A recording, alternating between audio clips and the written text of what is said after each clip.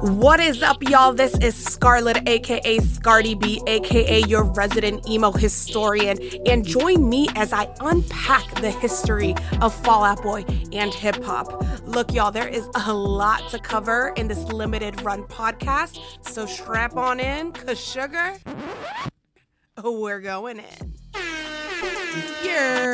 What is up, y'all? It is your girl Scardi B, and I am back. What you don't see is that I am literally busting every fucking move while this intro is running just to get me in the mindset. But welcome, we have made it. It is back. You are listening to Sugar, We're Going In.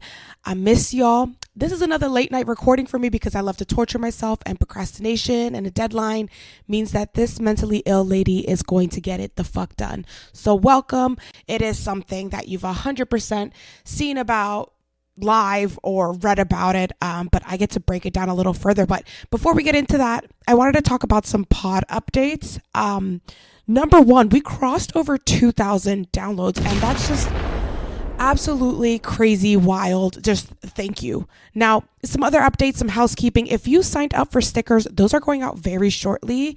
This first round of early signups get an extra something special from me for being so fucking cool. So thank you so much. Those are on their way, and I will reopen the sticker form when mommy gets a minute. Okay. Coming soon, merchandise. Okay, so we are working. The royal we are working on merchandise, and I'm really excited to be able to put this on the website. I have got a ton of ideas for this podcast coming up, and they need funding. So if you want to support, please sign up for the newsletter and be the first to find out when this merch drops. It's going to be cute. I know you'll love it. Philly. I do not have the link yet, but please save that last week of November for me. I will be hosting an emo bingo trivia night, and it will include a live podcast recording. So I am bringing someone I'm interviewing in so that y'all can play emo bingo, some emo trivia with me, and be a part of a live podcast taping. This will be my first one. And if you're in the Philly area, please just save that last week for me. I will 100% confirm ASAP, but I would love to see y'all there. Again, this is a great time to sign up for the newsletter, and I will be the first to drop. I will be the one dropping that info in there first before the social medias. I promise. On top of this live interview, there is also another interview that's been pre-recorded and is coming out very soon. This interview is someone who I've cited many times before. I mean, I don't want to give too much away, so I will be talking a little bit more about it at the end of the show. Let's not focus on that right now. But just so you know, 2 big interviews coming up for you. Really 3, maybe 4. Okay, I've said too much. Anyway, in some Fall Out Boy news, Fall Out Boy kicks off their European tour today. Best of luck to the boys, and in the words of Seth Green in Sex Drive, Lord, please bless this Fall Out Boy. Keep him safe on the road, and may he rise to the heights of John Bon Jovi. Amen. Anyway, from mashups to remixes and collaborations, 2007 in terms of Fall Out Boy and hip hop have so fucking much to offer. And this is why we have literally just gotten to the halfway point of my talking points for this year. And next, we will still have time together to cover Patrick working with Lupe, Fall Out Boy collaborating with Timbaland on Shock Value, and so much more. So please hold on to your cute, supple little butts.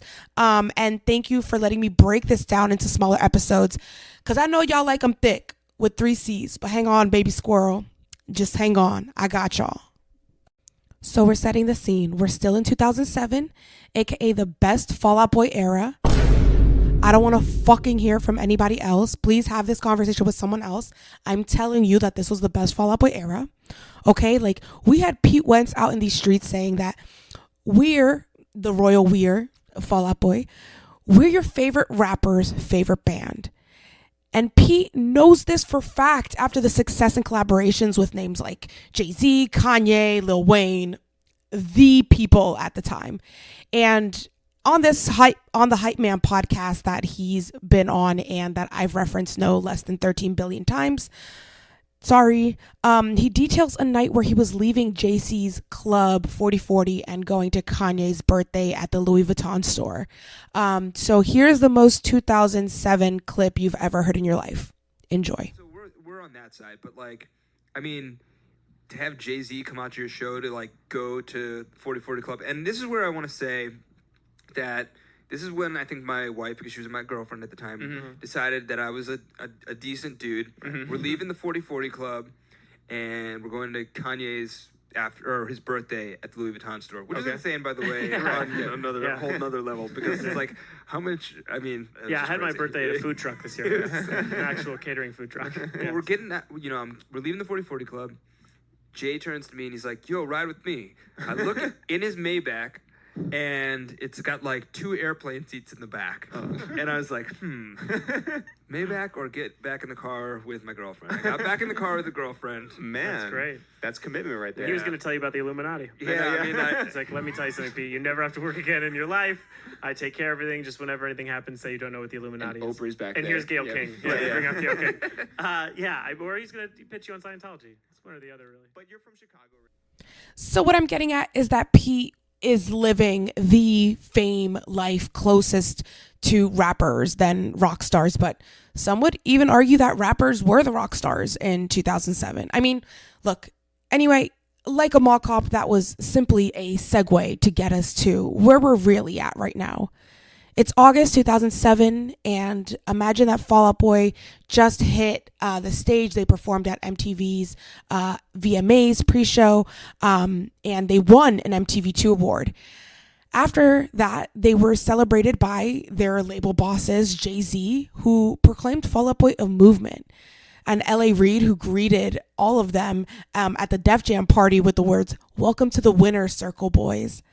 But before all that happened, again, Fall Out Boy was hosting a pre-party, and there were other suites during the VMAs like Mark Ronson, Timbaland and Timberlake, Kanye West, Foo Fighters, and Fall Out Boy manned a fantasy suite of their own, the only way a Fall Out Boy fantasy suite can go, with surprises, features, and fucking destruction.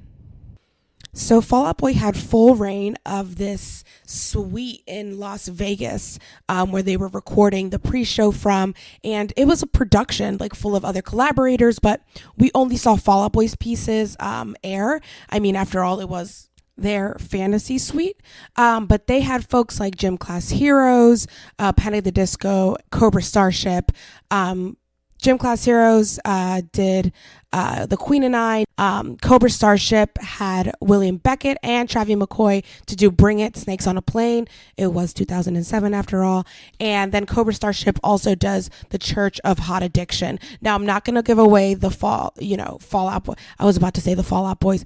I'm not going to give away Fall Out Boys set list because we're going to go through it minute per minute. No, I'm kidding. But we are going to break down these 22 minutes of just pop culture history with their performance during the VMA pre-party. Now, I remember being in 7th grade, and I guess this was either summer break or right when school started, but I remember like actively seeing this happening in real time. And I don't know or remember if this is the exact time frame that it happened. But I did find a video online that was like the 22 minutes of it. I'll link it in the show notes. So that is the run of show that I'm going through. To kick things off, the VMA pre-party behind the scenes had a quick interview or just quote from Pete on collaboration. I think this speaks really true to what they were about to do for the rest of the night. So listen here. Doing collaborations with people is fun because it takes some of the pressure off of you and puts it on other people. The other side of that, though, is that you don't want to screw up someone else's song. It's kind of fun when you screw up your own because it's like, whatever, but I don't want to screw up somebody else's.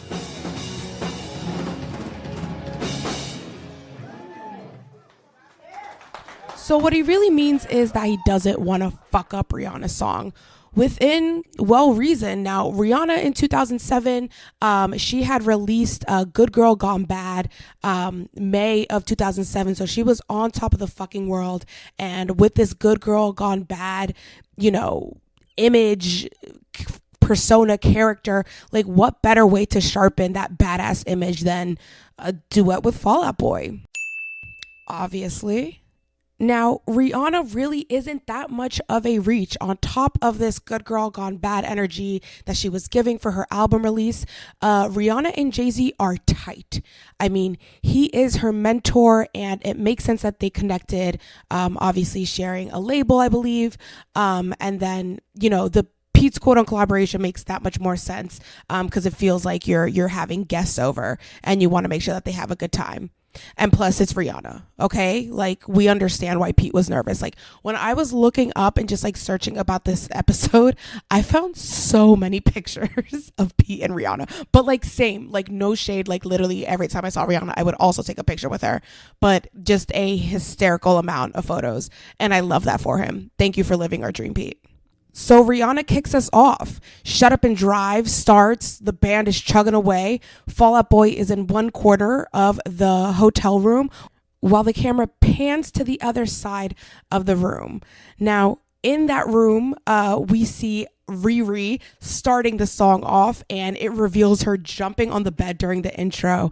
I mean, already just very punk princess of her, and I fucking love it. The bob was bobbing. Now, the room was dark as fuck. It was still very much a hotel room, but the performance itself, 8. Like 10 out of 10, they both 8. And by both, I mean Patrick and Rihanna. Like, please just listen to the song.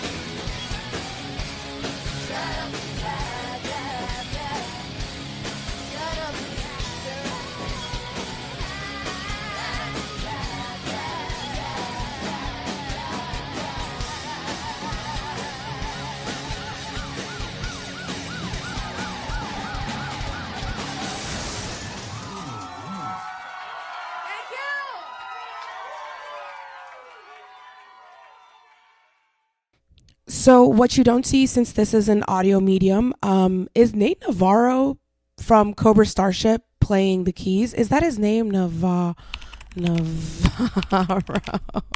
Am I totally wrong? Wait. No, I'm fucking right, but he's the drummer. Who the fuck? Nate Navarro. Yo, it looks like him on the keys. I don't know. Cobra Starship was there. Anyway, during Shut Up and Drive, Pete was singing along, but most importantly, baby, like Patrick and Rihanna's chemistry, and then just during the show, like their harmonies are so tight. Like they were born to sing together. It's really, really insane, and I can listen to it for hours and hours. Like they really complement each other's tone so much. I could literally, I wish we had a full Fall Out Boy Rihanna album. There would be nothing I would love more. But again, the song, amazing. The performance, incredible to kick us off.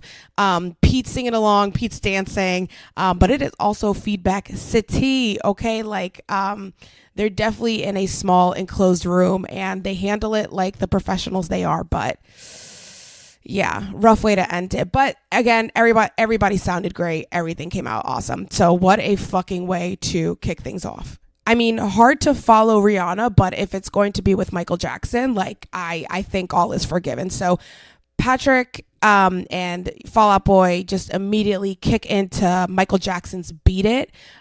Pete's bass on this song is large and in charge. Like I really loved hearing it turned all the way up like that. It is fucking beefy and it really fills the room. You can tell how much fun they're having performing this. And this was a song, a cover that they did that also included a music video. So if you haven't checked out the music video to Beat It, please do. They worked so hard on it. And there's a John Mayer in it. Yeah, somewhere.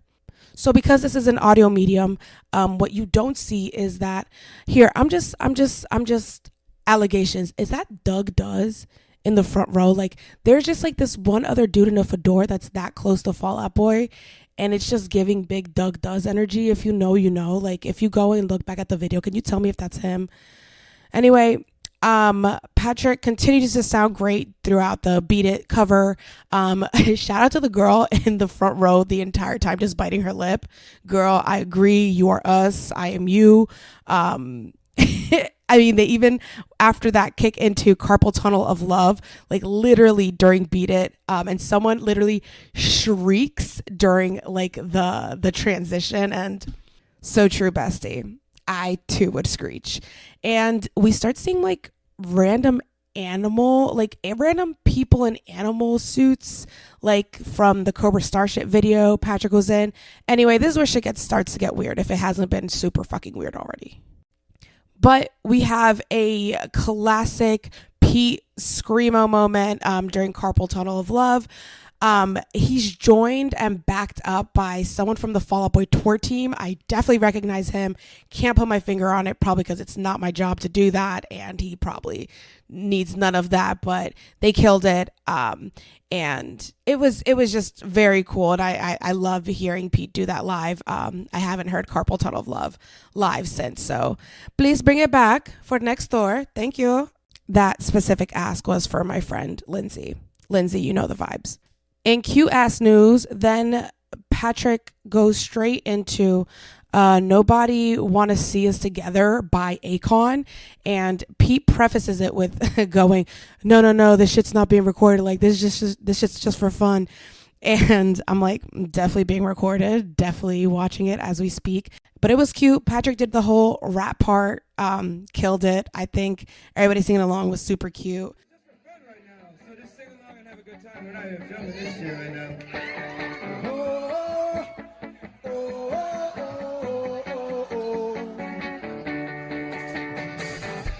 Nobody wanna see us together, but it don't matter, no. It's not that easy. Nobody wanna see us together, but it don't matter, no. 'Cause we gonna fight. Oh yes, we gonna fight. Believe we gonna fight. For our right to love, yeah. Nobody wanna see us together, but it don't matter, no. Nobody wanna see us together, nobody thought we'd last forever. I'm a rolling that body, got every man in me wishing, sipping alcohol and rum. I'm like so up and drunk. It's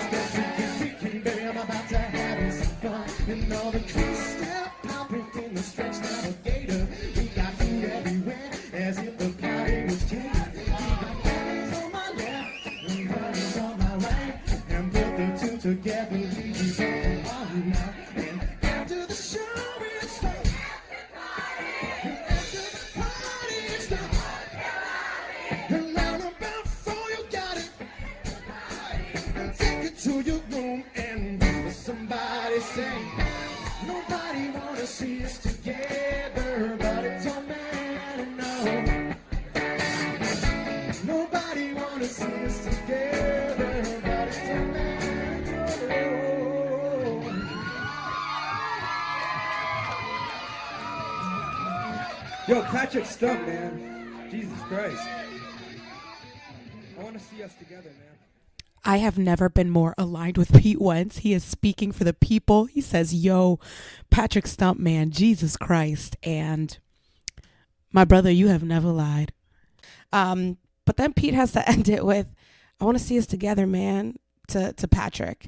And it's like, Pete, we know this. It's fine. After a short commercial break, they were back with Sugar We're Going Down. Normal. It was just them. Until we got to Arms Race, because this was not just a performance of This Ain't a Scene, It's an Arms Race. It was a performance of the This Ain't a Scene, It's an Arms Race mega mix. Yes, the one that we spoke about a few episodes ago, the actual mega mix. So we had Brendan Urie on the hook. So we see him in the frame, and then all of a sudden we just hear Lil Wayne's laugh coming in, and you see like this parade of obviously grown men in animal masks. These grown men in animal masks were none other than Travie McCoy, Tyga. We also had Lil Wayne and wait.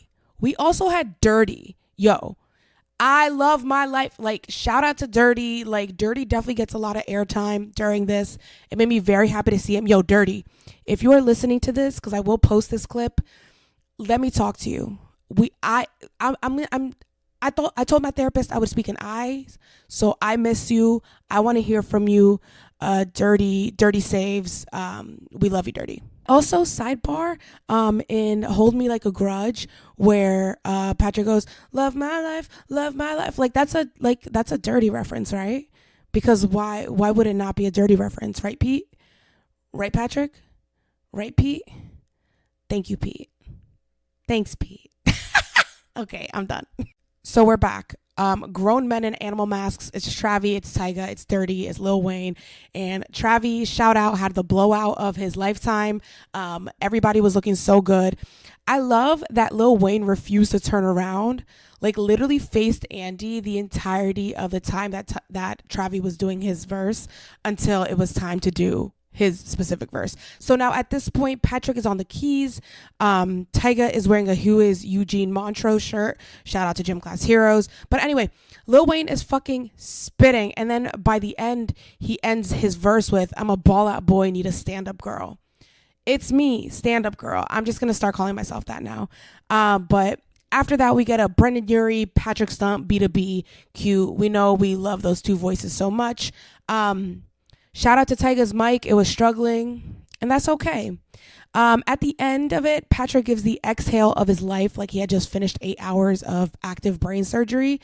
And I agree. That was difficult. That was a big number.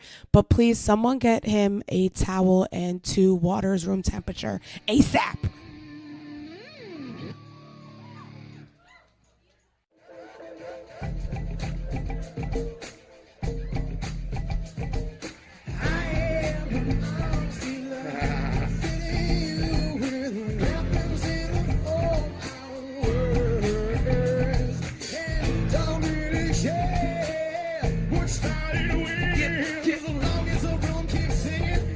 The singing piece, easy.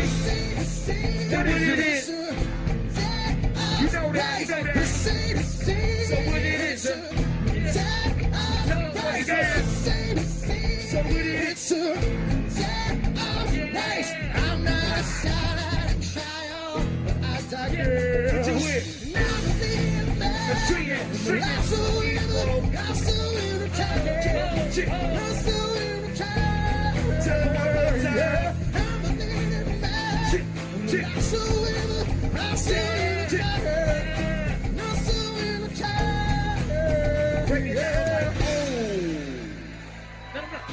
the world at arm's length from the get-go. This ain't our own streets, it's some like a lefto. The industries is organized, suggest these label get low. On top of that, this track is cracked like burn pillow.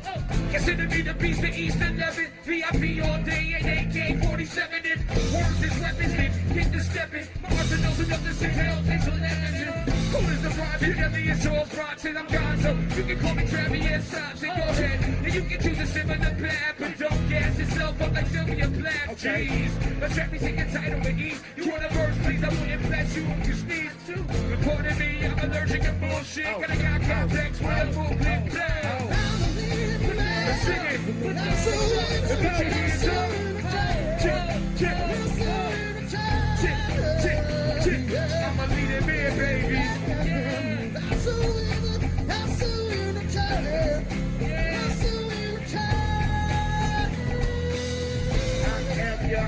dealer. I'm more like an own dealer. Really, I don't get this song either. But I'ma figure it out like a palm reader. And since I be on TV, I turn it on to see me. I'm so cool, even I wanna be me. But that was solely off the subject. But really, who cares when you're fresh like Dougie? Real long hair, real long money. And I don't even care, cause I'm strapped like a mummy. Gotta rap like a mummy, never dress bummy. Paper just stack pockets fat like a tummy. You cross the line, then you flat like a tummy. Oh, the hack is dying, I don't know, I never tried it. But I'm behind this Wayne's world. I'm a fall out boy, I need a stand up girl. Baby, chip, chip, chip, chip, chip, chip, chip, chip, chip, chip, chip. Come on, chip.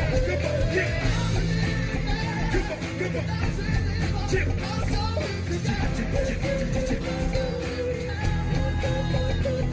Tyga. Go.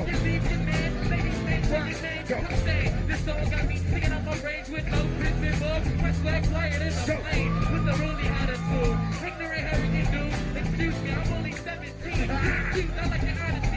Honestly, you're more mature than the average teen. Or the label family, you put hella team. Complicated, preferably, that'll be next for me. The rest will be history. That's I am until they stop listening. And your baby's back like that. I know you've been missing me.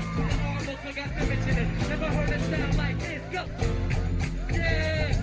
It's like that. Stand up. Let's go. Let's go. Oh. Just bam, bam, bam, bam.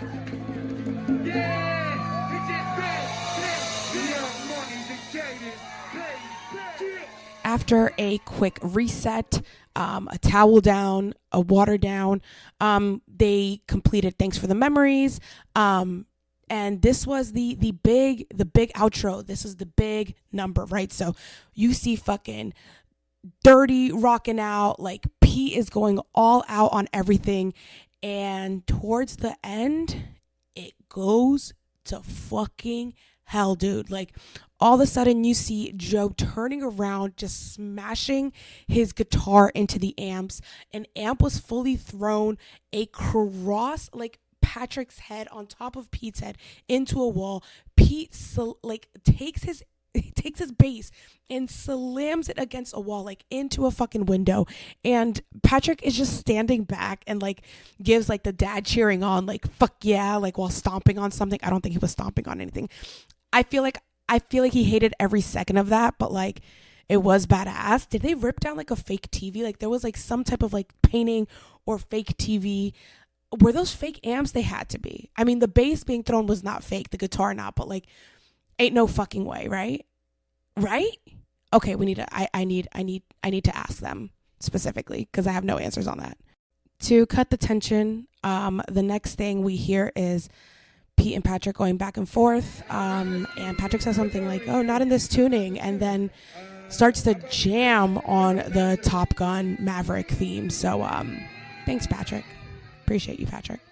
But that's it. That was the VMA show that we saw, right? So that was 22 minutes of it, but that does not include all the other collaborations from people like Gym Class Heroes and Cobra Starship that were a part of it, but it was very obvious that their presence was there.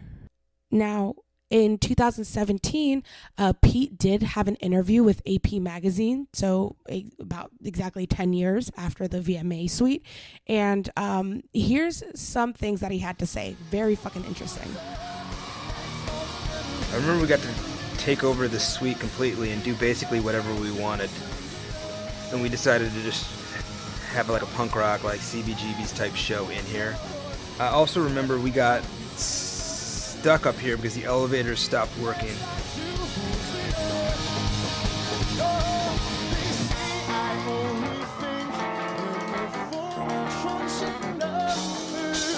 I think we just decided to see, like create, this was like pre the movie Hangover, I think. We were like, we will just make this movie happen. Make it a documentary. We're doing a documentary of it.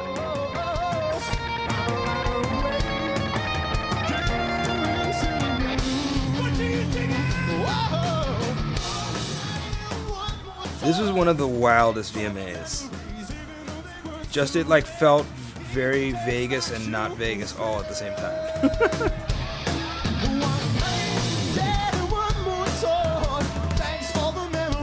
I can tell you something that happened in that hotel that night. I got overserved and urinated in a hallway. And I would say to 2007 Pete, you just gotta hold it together, man. You gotta make it back to the room. It was kind of, this one was such an insane VMA. Oh my god, I threw the bass? Oh my god. I don't remember doing all this. Wow, that happened. I didn't remember that. I cry laughing at his reaction to him throwing the bass because it was really hard. And like, my dream has been to have one of those like clandestine basses. So to see that thing go flying, definitely kills me inside every time. And I had to watch this a few times just to really gather information. And every time I was like, but anyway, also got overserved, go off Peter, and they were pretty much stuck up there, and Pete's pissing in hallways. So rock on, brother. MTV in 2007 was a pretty big and good year for Fall Out Boy.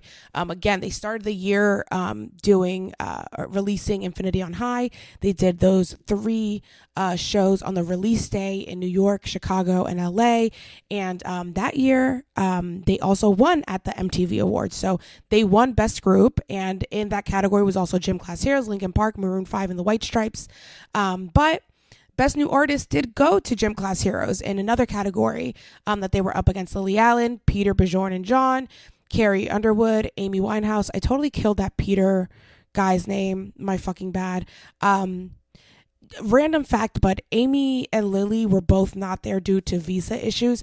Amy could still come, but stayed back because Lily was having issues with her visa. And I think that's really badass. We love you, Amy Winehouse. Rest in peace. Another category was Monster Single of the Year, which went to Rihanna featuring Jay-Z, Umbrella. I mean, Ella, A. Like, why would they not get it? Also in this category, up for the nomination was Daughtry, Home, Fall Out Boy, Thanks for the Memories, Have a Living Girlfriend, whatever.